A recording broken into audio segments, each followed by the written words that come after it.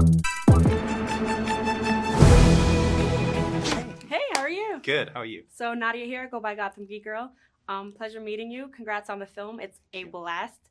So I actually read that this has been in progress for a while. About 5 years ago, you and the choreographer kind of were coming up with the concepts. Did you ever think that Sam Raimi would actually become involved in this project and you would have such a high-profile cast?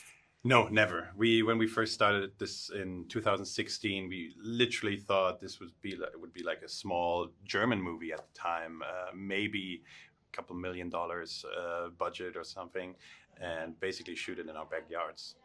But once I met Sam and he basically committed, it all went like uphill from there, and it became really crazy. And I couldn't be happier how it all turned out. Oh, that's amazing. And Em actually starred in the original concept too. He was deaf and mute. How did it go about, I guess, coming into casting the character, and then why did you decide to make him deaf and mute? And then to change the narration as well. So when we first started shooting this proof of concept trailer, we knew we would want to do a revenge story. So that was sort of the basis for it. We knew that Dawid Szatarski, the action designer who starred in the short as well, we wanted to feature his talent and really get it out there, and knew that we had something special there. And the decision to make it deaf and mute was to make it just more special, to have something that sets it apart from like all the other revenge movies out there. This feels important. And same with the narration, young boy, old voice. It felt like a really like fun and fresh idea at the time, and yeah, I'm happy we stuck with it. Yeah, it was pretty fun with the like video game narration, because I'm a gamer myself, so I was super excited to see like all your gaming references and like graphic novels. I guess, what were some of your favorite games? Like any like Max Payne or like Metal Gear Solid influence in there? yeah, there's a lot. I've been gaming since I was like 6 years old, which is a long, long time ago. And I've been gaming ever since. And right now I'm playing Helldivers, and an older game that still stuck with me was Binding of Isaac, which is a weird indie game, but it's very close to my heart, yeah.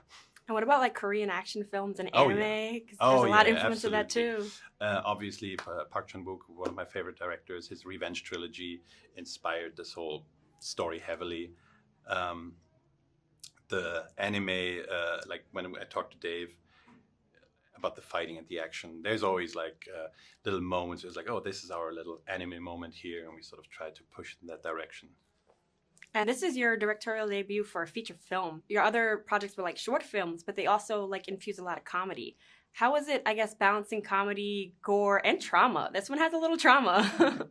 Yeah, I mean that's the big question, right? It's like we always talked a lot about it in the beginning. I said, in an ideal world, I would love the audience to laugh and cry in the same movie, and it's the balancing of it all is literally like happening from the script to the last moment of editing, because you really think, is this funny enough?